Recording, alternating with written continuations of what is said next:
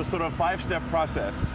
First, make your requirements less dumb. Your requirements are definitely dumb. It does not matter who gave them to you. It's particularly dangerous if a smart person gave you the requirements, because you might not question them enough. Everyone's wrong, no matter who you are, everyone's wrong some of the time. So make your requirements less dumb.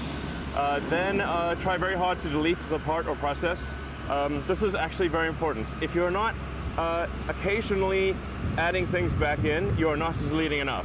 Right. The bias tends to be very strongly towards, let's add this part or process step in case we need it. But you can basically make in-case arguments for so many things.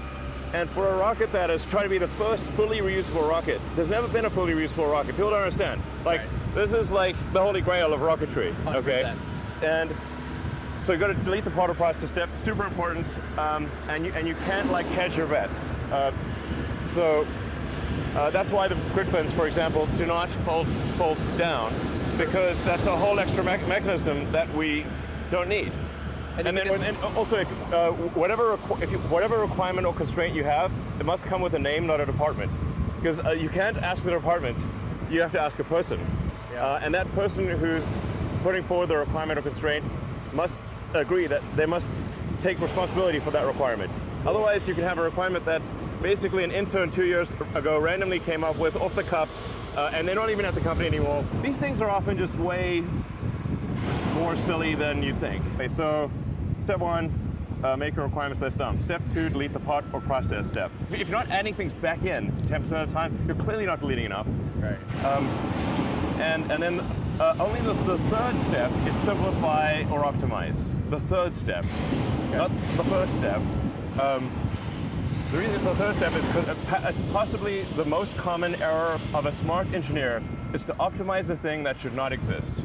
Everyone's been trained in high school and college that you got to answer the question, convergent logic. Yep. So you can't tell the professor your question is dumb, you'll get a bad grade.